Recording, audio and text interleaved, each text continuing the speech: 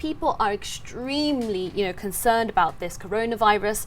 I want to ask you, what is your advice to, your patients when they come and see you? It's definitely a very serious issue right now. Every morning you're getting updates and it's getting more number in cases and it's getting also more serious. And so definitely I'm telling my patients to just take precautionary measures.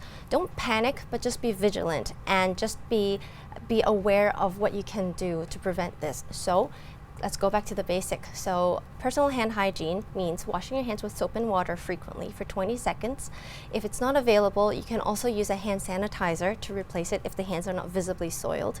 And also avoid going to the public. But we all know that's sometimes very difficult, right? So if you can't avoid going to the public and you have to go out, then wear a mask.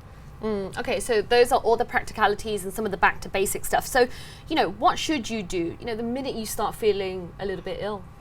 Well, first, I think it's important to remind everybody of the symptoms first, so they know, when do I need to see a doctor? So first of all, if you have fever, so fever, we call that 38 degrees and above, Celsius and above.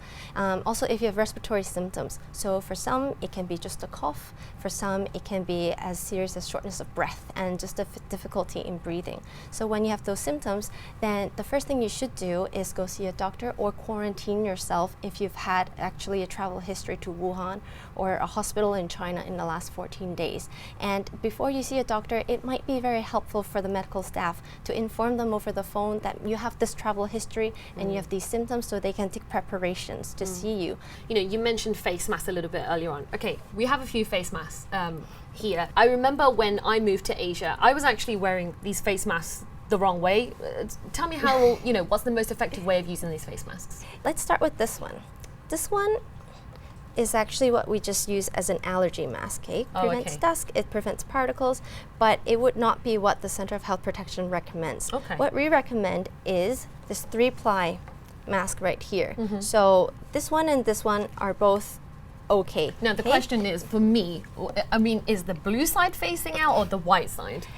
If you have the blue one, I can tell you that it's the blue one, but what if you don't? Okay, so which way is that? So let's take the more difficult one.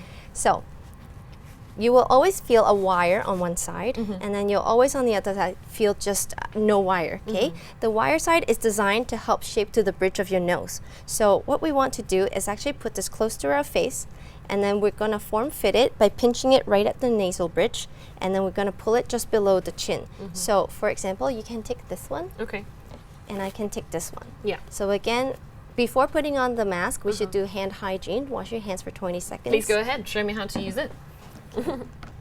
So one squirt, and then you want to do palm to palm.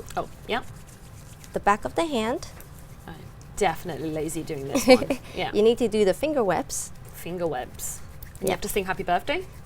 Oh, my nails are not done. And then you need to do the nails of your second, third, fourth, fifth finger by doing this. Okay. And what about the thumb? You got to do the thumb because we just reached the second. I'm not doing this properly, I can tell you right now. And then the other thumb. And then last but not least, the wrist. And that should be approximately the amount of time that it takes for the alcohol or whatever you're using to dry off. So after doing that, then you want to pick up your mask and then you want to put it just right over the nasal bridge with the wire on top. You sometimes may not get the color. So if you have a white mask, then put the wire over top. Pinch it on your nose. And then put it over your ears and then pull down. Pull down. And then A it's properly wrapped all around. well-worn mask, so press it right across your maxillary bone. A well-worn mask, you shouldn't be able, if you wear glasses, it shouldn't become foggy. It should be completely sealed. That's where I'm going wrong. Actually, I had to wear contacts for this interview. Okay, moving on. So, I think my next question is, in Hong Kong, we are very much in small spaces all the time, limited space. So for offices and businesses, what sort of precautionary actions can they take?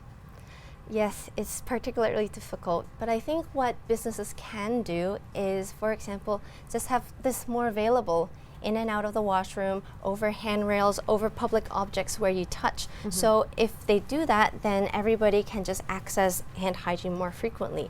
And on top of that, maybe it would be helpful if everybody just is vigilant of their symptoms. If they're sick, don't come to work. We're not just talking about Wuhan. We're not talking about coronavirus. It's not the only virus floating around in winter, right? There's also flu, there's also everything else. So if you have symptoms, just cover yourself up with a mask, or just don't come to work, and that would be the best for everybody. Right, and then Dr. Joyce, I want to ask you, what about vaccinations? Is it too late? No, it's definitely not too late. So we're still doing currently influenza vaccinations, and we encourage everybody to get vaccinated. So it's definitely not too late, although it started a couple months back. So if you haven't had yours, so make sure you go to a nearest health provider to get your vaccine.